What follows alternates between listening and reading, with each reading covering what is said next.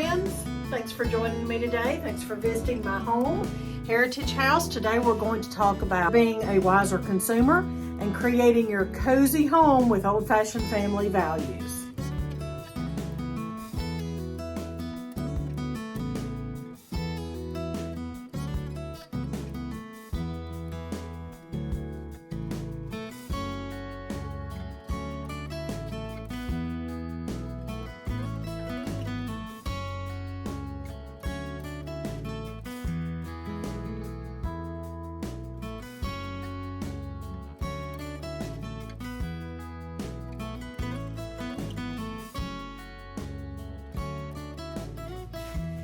I'm Miss Katie, and this is my laundry room, laundry closet, if you will. Naturally, through the years, as we've moved in different homes, I've had different size laundry rooms, and you probably have too.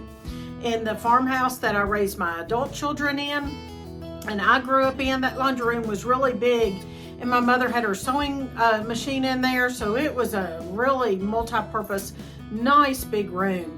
Another house that I had, it was like almost a closet like this one is. Another house, you get the idea, different sizes, so you can do different things in the different rooms. In fact, I think I've got a video of my laundry room, which I loved. It was kind of cozy, in our farmhouse, our last farmhouse that we moved from.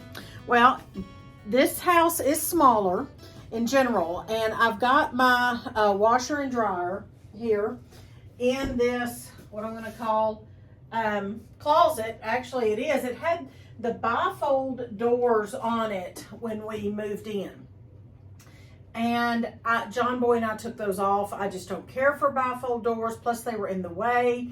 This room, this right here, is our bathroom, the only one on this level. Our main bathroom, it's got a tub and a shower separate, and the sink and toilet, and so no storage in there though.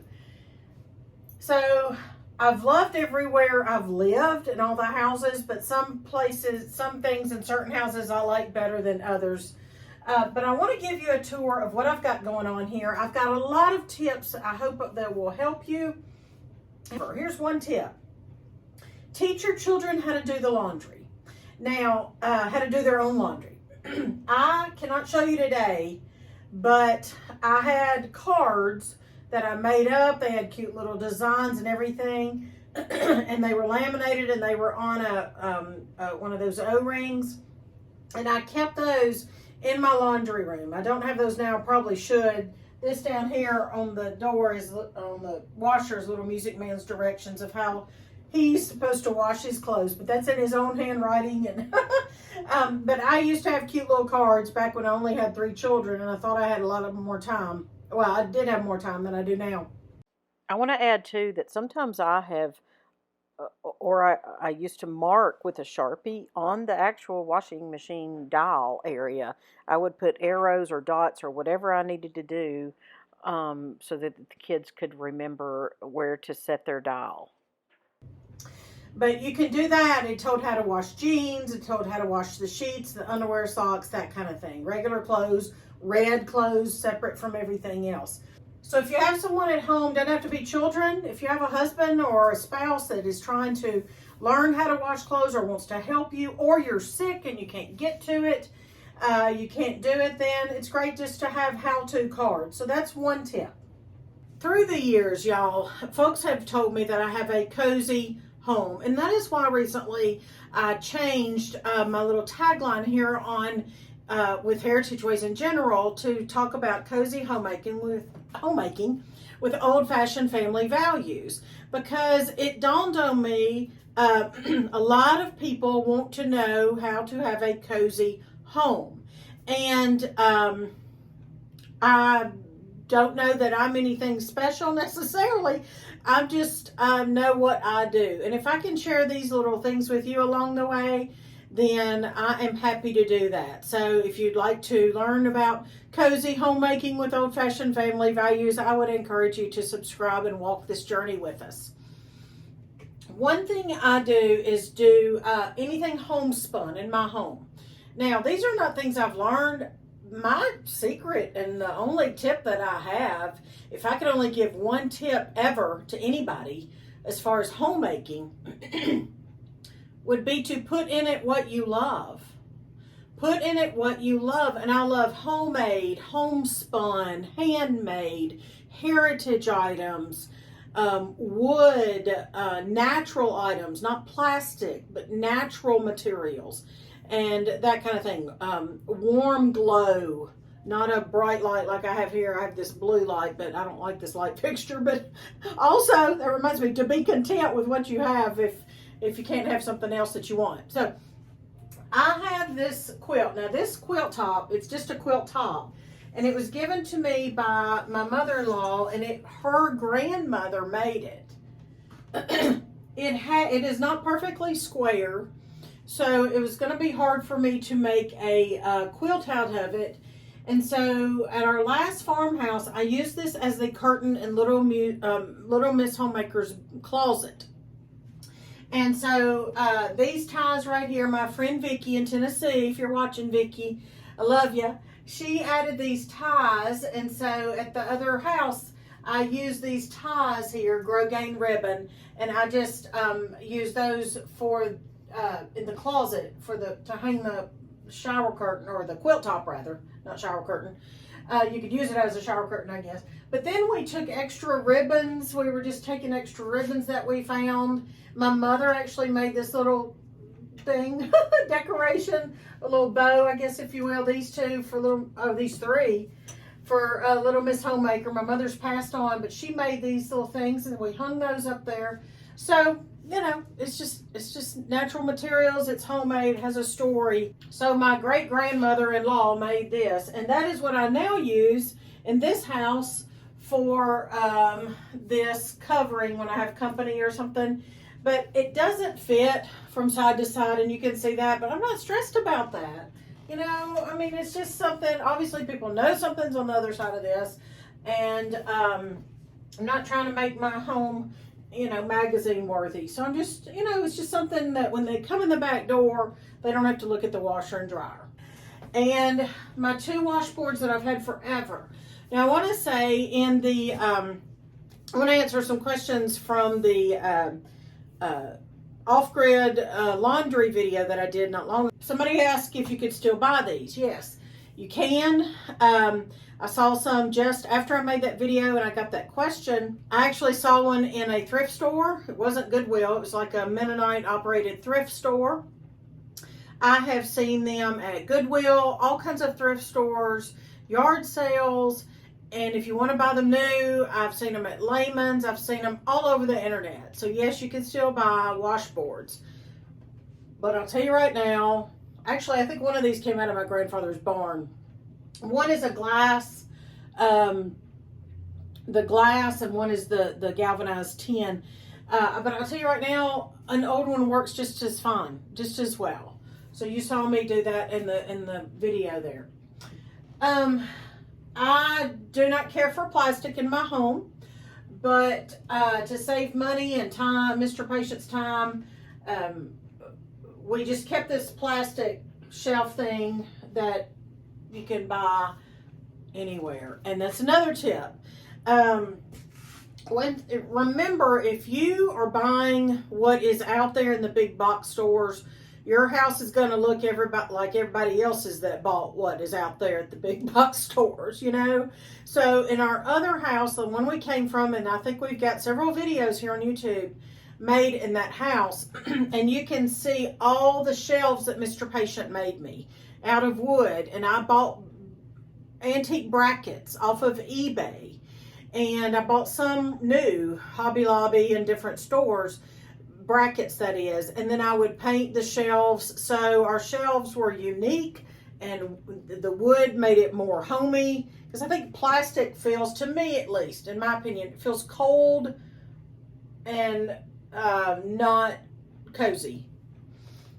But we did leave that shelf in there, and I just filled it with, I've got this basket here on the left, and it's just got just some random sheets if the kids wanted to build a tent. It's got baby bibs for when babies come to visit us. This basket just has some random things in it. It's got some money that I found in the laundry.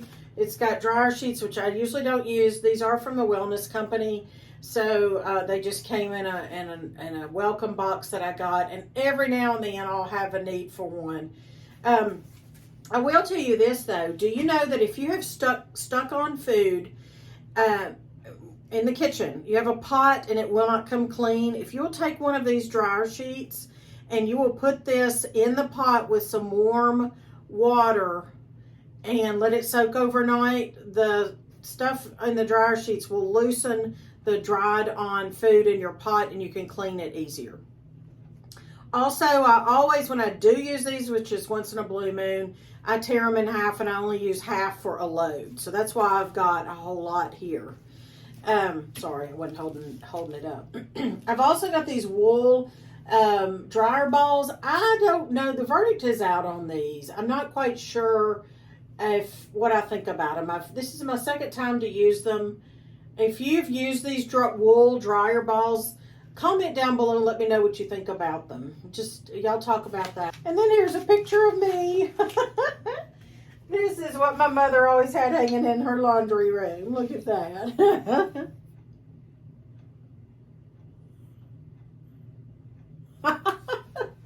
Okay, well, I would hang that on the wall at the other house. Again, I keep referring to that, but the laundry room was just, I even had a Keurig, like a coffee pot in that other laundry room. I loved that, but you know, you're content with what you have. All right. Again, this is like the oxygen, OxyClean in that glass. I love using glass. That's another thing too, because it's a natural material. You can keep things in it. It's nice to see the old clothespins. Those are not the ones I use, but I can use them if I need extra. But I don't need extra because at this house, I don't have the big clothesline, the double clothesline that I had at the last one. So, and then this basket is just an old one that was kind of mildewy anyway. And I just put it over here, and this is where we put the old, like the cleaning rags or the wet kitchen washing rags or whatever. The kids, little buddy can't reach, but he can toss it up in there. And then I have my rug beater, which I do use. And in the old days, in case you don't know, they would hang the rugs outside. Can you see it better that way? They would hang the rugs outside and just beat them. And beat the dust and the dirt out of them every spring. So I do use that. And I want to encourage you, I've mentioned the other house twice or 3 times now. Make your spaces that you have to be in a lot, make them nice. Make them something you want to go to. Make them enjoyable. Make them not, you've got to do laundry anyway. Don't make it a dreaded, ugly, gross place. You know, make it something that you enjoy. All right, and then I've got, hanging over here, I've got my laundry, my clothespin apron, but I think you've seen that in another video as well, so I won't elaborate on that. I hope to add those to my clothing shop next year, Lord willing. All right, a dear lady whom I love. I've learned so much from, I'm going to call it the elder people because they're older than me. And I've learned so much from them through the years. And I paid attention. My mother was a homemaker. I just wanted to be a homemaker and a mother all my life. And a teacher. And I'm all 3 right now. So I learned this tip from Miss Phyllis Huey. So if y'all are out there from Marshall County, Tennessee, and you know her, then holler, let me know. All right, Phyllis told me, now this is a seersucker shirt, and Miss Phyllis, I remember when she taught me, she says, you know, I finger iron her husband's shirts, and what that means is when it's wet, and this has been finger ironed, when it's wet, before I buttoned it up, I just take his shirt, especially this kind, because I used to iron this kind of stuff when he had to have ironed clothes at work back in the 90s. But I don't anymore. Like, I don't iron anything unless I'm sewing anymore. But still, you don't want the seams. You don't want the cuffs, the hems and so forth, the hems and everything. You don't, and the collars. You don't want those old, those wrinkled up because it's just not comfortable to wear. At least most people don't mind. Some people might not mind. But what you do when it's wet is you literally just run your clean fingers down along everything that you want to straighten out. And that would be the collar. And then you're just, when it's wet, you're just flattening it out. You do the same with the arms here, and then even the seams here, especially this seersucker. And that's finger ironing, according to Miss Phyllis. And there's the hem, and you just do that. And I do it on the inside like this. And then also, then you can just also button everything if you want to, and that helps. Okay, and that is how you finger iron. And just of course, in case you might not think of this, these are some dress pants, and so to keep from having to iron them, now they are no iron, but I don't think all the no iron is not really no iron in my opinion. You want to make sure your everything's matched up and you're hanging this on the hanger smooth and flat, and that way before it's dry, completely dry. You might want to dry it in the dryer for a little bit and then hang it up. But just think of doing less work. Make your life, work smarter, not harder, Mr. Patient says. So think of how you can hang it on the hanger, smooth and flat, and either maybe you won't have to iron it or you will have less ironing to do. So let's talk about dry cleaning at home. Stay tuned, friends, because the next time we meet at the laundry room, we're going to talk about dry cleaning at home. Thanks for watching. See you next time.